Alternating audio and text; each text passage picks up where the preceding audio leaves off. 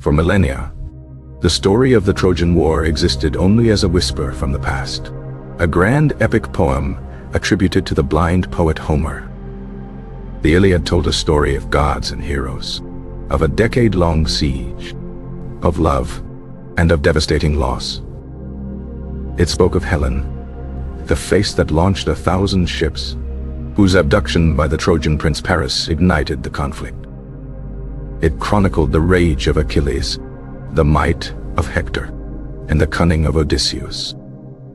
For centuries, scholars and dreamers alike debated a fundamental question: was any of it real? Was there ever a great city of Troy, with its formidable walls and proud towers? Or was it merely a magnificent creation of a poet's imagination, a foundational myth for Greek civilization? Most of the academic world leaned towards myth, relegating Troy to the same realm as Atlantis. The story was a beautiful fiction, a moral tale, but not a historical account. This prevailing skepticism, however, did not deter a wealthy German businessman named Heinrich Schliemann. Schliemann was a controversial figure, a dreamer obsessed with the literal truth of Homer's epics since childhood.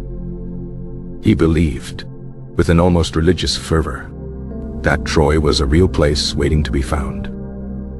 Armed with his fortune and a copy of the Iliad as his guide, he set his sights on the Ottoman Empire.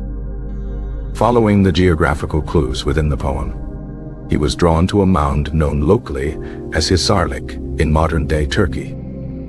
Previous explorers, like Frank Calvert, had suggested this site, but lacked the resources to excavate it fully. In 1871, Schliemann began to dig, employing hundreds of local laborers.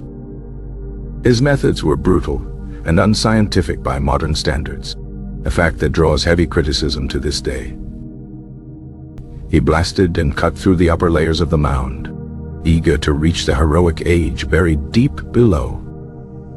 In doing so, he undoubtedly destroyed invaluable evidence from later, and perhaps even earlier, periods. Yet, his reckless ambition yielded astonishing results. Schliemann uncovered not one city, but a series of cities built one on top of the other. It was a layer cake of history, with millennia of occupation compressed into one hill. Archaeologists would later identify at least 9 major layers, designated Troy I through Troy IX. Schliemann, in his haste, initially misidentified the layer he believed to be Homer's Troy. He focused on Troy II, a much earlier Bronze Age city, because of a spectacular find he made there. In 1873, he unearthed a magnificent cache of gold and other precious artifacts. He declared it Priam's treasure, believing it belonged to the legendary king of Troy. He famously had his young Greek wife, Sophia, wear the golden diadem and jewels for a photograph. This dramatic announcement captivated the world and seemed to confirm the Iliad's reality. However, later analysis proved that the treasure was from a period 1,000 years before the likely time of the Trojan War.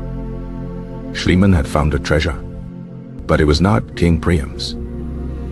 Despite his mistakes, Schliemann had correctly identified the site of Troy, a monumental achievement.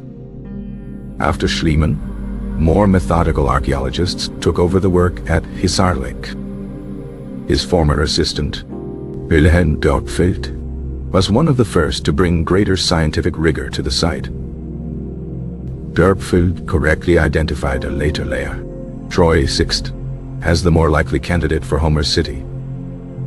The city was a wealthy, powerful citadel during the late Bronze Age, from about 1750 to 1300 BCE. Its magnificent defensive walls, with their imposing towers, fit Homer's description of well-walled Troy. However, the evidence suggested that Troy VI was destroyed not by war, but by a powerful earthquake. This discovery presented a new puzzle for the Trojan War theory. In the 1930s, another archaeologist, Karl Blegen from the University of Cincinnati led further excavations. Blegen's team focused on the next layer, Troy Villa, which was built upon the ruins of the earthquake-stricken Troy 660. The city of Troy Villa was different. It was crowded and seemed to be built for defense. Houses were packed together, and large storage jars were sunk into the floors, likely to stockpile food and water. Crucially, Blegen found clear evidence that Troy Villa met a violent end.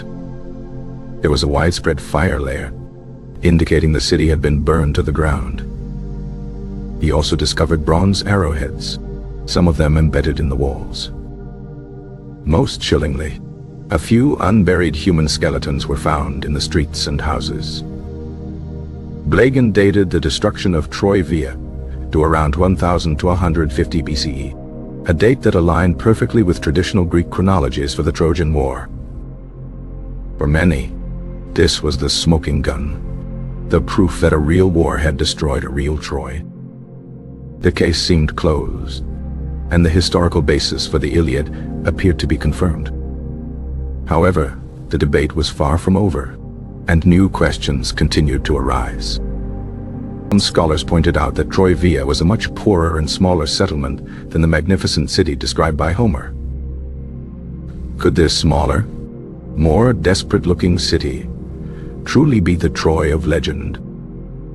Modern excavations, led by Manfred Korfmann from the 1980s onwards, brought new technologies and perspectives. Using techniques like magnetic prospecting, Korfmann's team made a groundbreaking discovery. They found evidence of a large and densely populated lower city surrounding the citadel of Troy the Six and Villa Dactyl. This lower city was protected by a massive, rock-cut defensive ditch. This discovery expanded the size of Troy tenfold, transforming it from a small citadel into a major Bronze Age metropolis. Now the city was large enough and important enough to be the target of a major military campaign. The archaeological evidence was beginning to align more closely with the epic narrative. Further support came from an entirely different source, the archives of the Hittite Empire.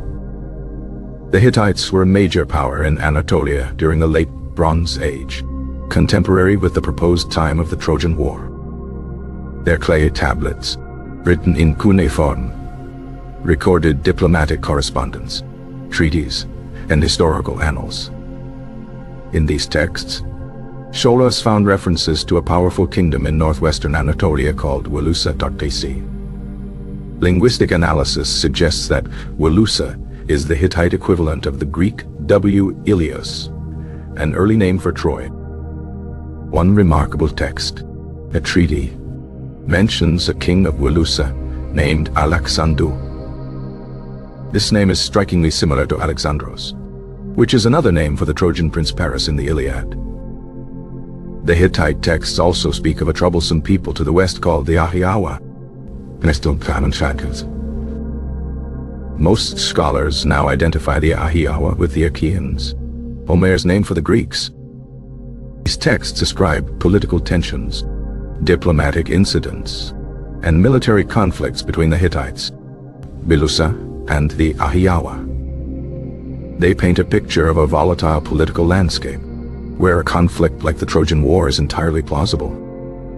The war may not have been about a beautiful queen, but about something far more practical: control of trade routes. Troy's strategic location at the mouth of the Dardanelles allowed it to control access between the Aegean and Black Seas. This was a major artery for trade, especially in crucial metals like tin, which was essential for making bronze. A conflict between the Mycenaean Greeks and the Trojans over control of this lucrative route makes perfect historical sense. So what is the current consensus among historians and archaeologists? Most agree that the site at Hizarlik is indeed the historical city of Troy. They also agree that there was likely a historical conflict, or perhaps a series of conflicts, that led to the city's destruction in the late Bronze Age. The city of Troy Villa, destroyed by fire around 1200 BCE, remains the strongest candidate for the war's setting. Homeric epic is not a literal history, but a poetic and mythologized retelling of these real events. The story was passed down through generations of oral poets for hundreds of years before being written down.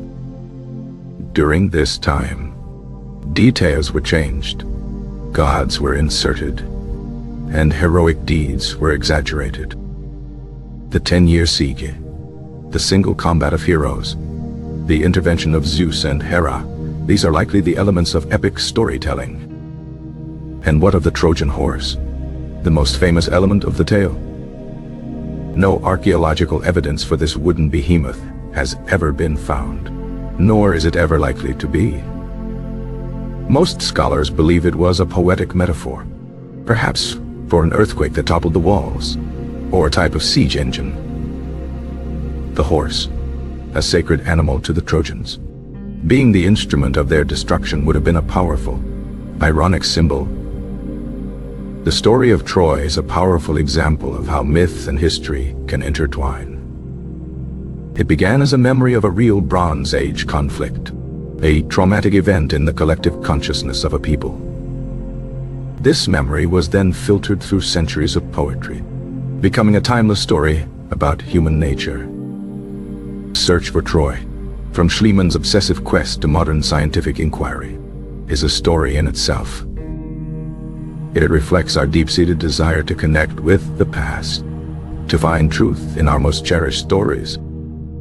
Today, the ruins of Troy are a UNESCO World Heritage Site, a testament to its enduring significance. It is a place where visitors can walk through the very layers of history that fueled a legend. The lost city was found, but the debate it inspires continues, ensuring that Troy will never truly be a dead city. The narrative of Troy is not a simple binary of fact or fiction.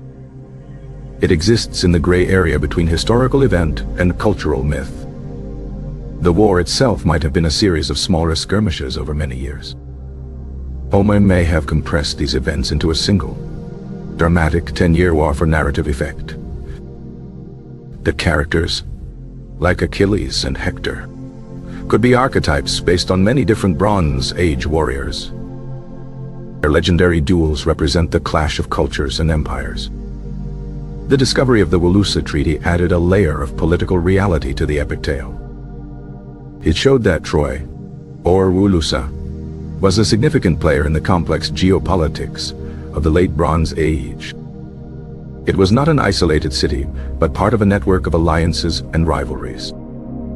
This context makes a great war, fought by a coalition of Greek states, more believable.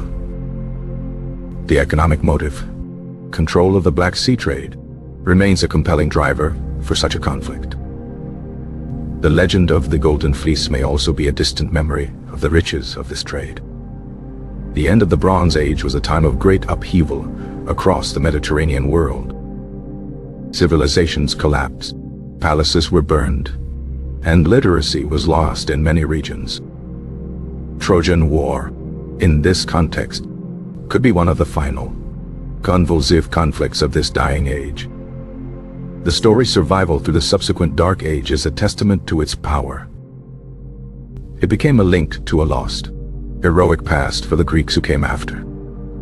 Schliemann's legacy remains complicated. He was both a vandal and a visionary. He destroyed history in his quest to prove it. Yet without his obsessive drive, Troy might still be considered a mere myth. The treasure he smuggled out of Turkey is now housed in Russia, a subject of international dispute. This modern conflict adds another layer to Troy's long and contentious history. The physical evidence at Troy Via points to a desperate, final stand. The city was overcrowded, its inhabitants bracing for a long and terrible siege. The discovery of slingstones in caches suggests organized resistance. This was not a city that fell to an earthquake. It was a city that was conquered. The question remains whether the attackers were a Grand Achaean alliance or another group. The era was rife with migrations and raids by the so-called Sea Peoples, and accounting. Seems second.